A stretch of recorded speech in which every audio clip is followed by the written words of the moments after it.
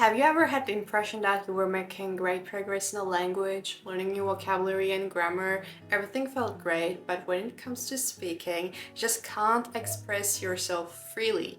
And somehow everyone who has kind of the same knowledge as you can speak this language way better than you. In this video, we're going to take a look at your speaking abilities, and I'm going to try to help you to look at this issue from new perspectives. I'm going to try to define why you may be experiencing this and also propose you some exercises to do. If you don't know about me, I'm İclal. I'm a 19-year-old girl with 9 languages. I'm originally Turkish, but I live in Italy, and in this channel, I help you to learn your target language. If that sounds interesting, maybe you should stay here and meet my friend. So in this video, we're going to talk about speaking skills, and I have a good news, because you will eventually start speaking.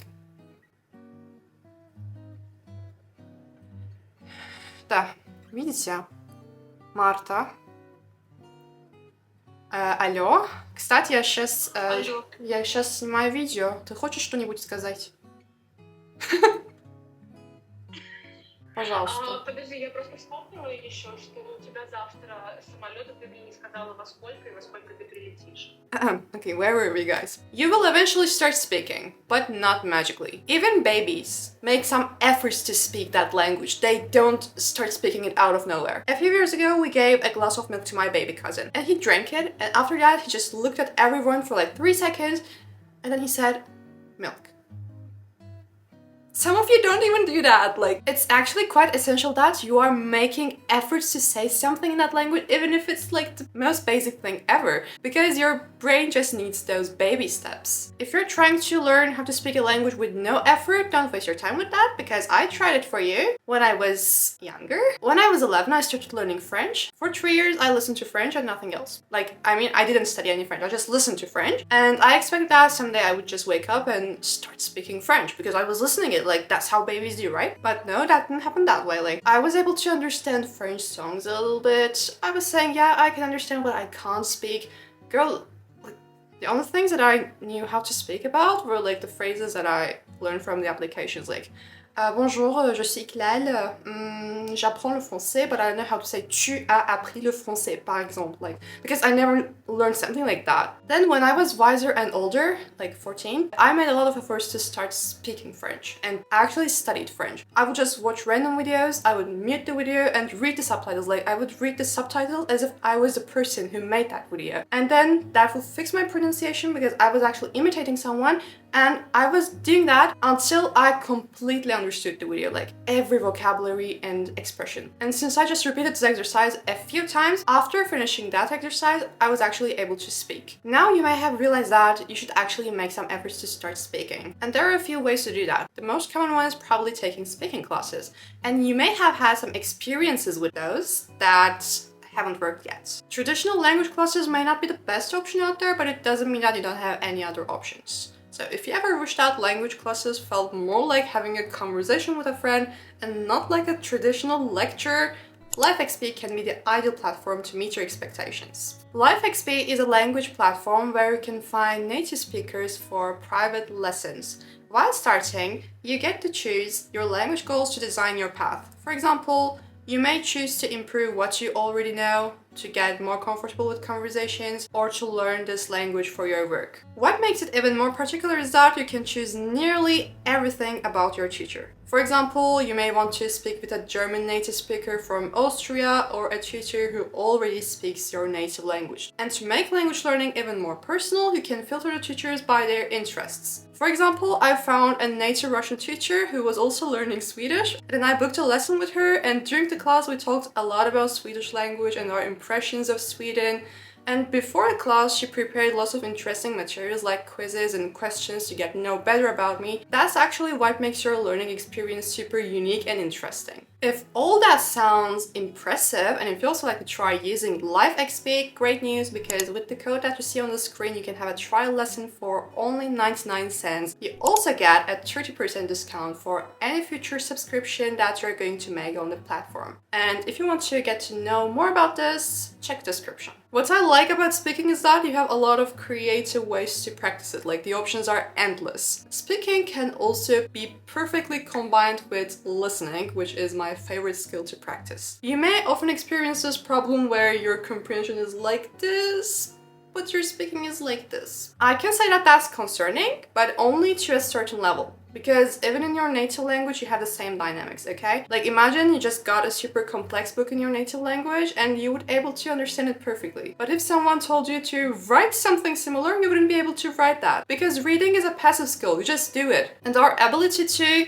have those passive skills is always bigger than when we actually have to create something on our own. So your comprehension can always be like this, but your speaking should be at least something like this and not like this, okay? That's usually why I love connecting speaking to other skills, mostly listening. Because as I said in the beginning of this video, while learning French, I just did that a lot. I was listening to a bunch of stuff, and then after closing that video, after I was done with that video, I just tried to speak about it. You can apply the same thing for reading. If you just read something in that language, choose some vocabulary that repeats a lot, or choose some vocabulary that could be used to summarize that text. Because not all the vocabulary that we know are internalized. You may be understanding those vocabulary, but if someone wants to say that thing, you wouldn't really be able to do that. The other day while cooking, I was listening to a German podcast about some literature and it was talking about like some myths and some old stuff like that I can't even describe in English.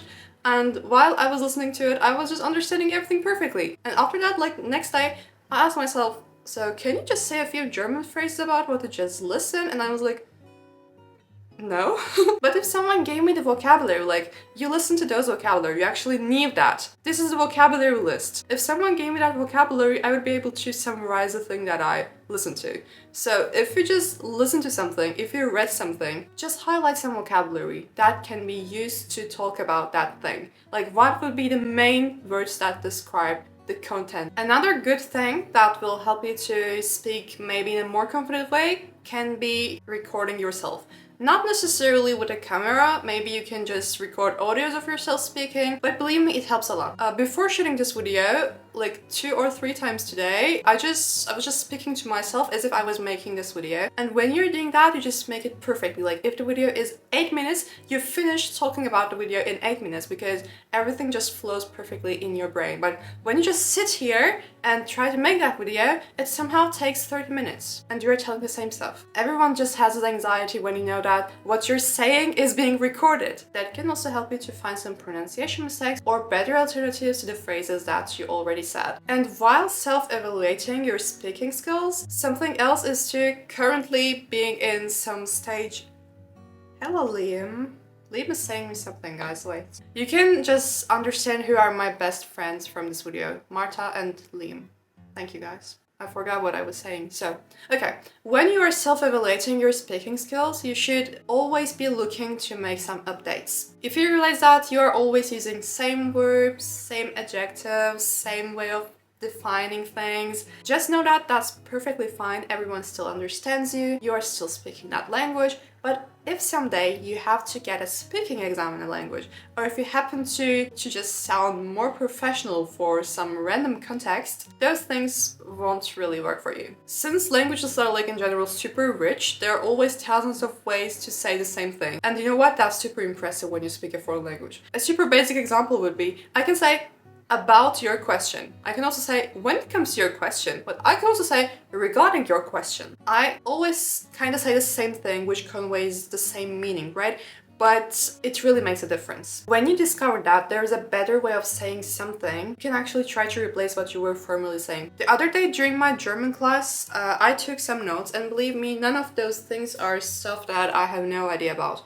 I perfectly know them somewhere in my brain, but they aren't super solid. I'm not actually able to say that kind of stuff while I'm speaking. I just go with more basic things. So that's actually for me a guide. Like when you want to convey this meaning, you can actually say something like this because you heard it during the class and it sounds useful and you can actually try to employ it somehow in a speech. A thing that makes most of us struggle is thinking that we should be doing all these on our own, but that's wrong because even online tools can help you to do that, like ChatGPT, Reverso Context, which are like my favorites. Especially the synonyms feature on Reverso helps me a lot. ChatGPT, which I unfortunately find to be a little bit more stupid recently, but it still helps, especially when I want to make my phrases more sophisticated, or when I just don't know how to express something, or if I'm not sure about something and can't always ask a friend about it. In my videos, you may often hear me talking about my foreign friends. For example, there's just my super famous Russian friend, Ivan. So basically the story is like, Ivan bullied me a lot to speak Russian. While my Russian was worse than my current Swedish, he just called me every day and he asked me to speak. I was like, you know, I can't speak. He said, no, try to speak. And I tried to speak and he was like, yeah, you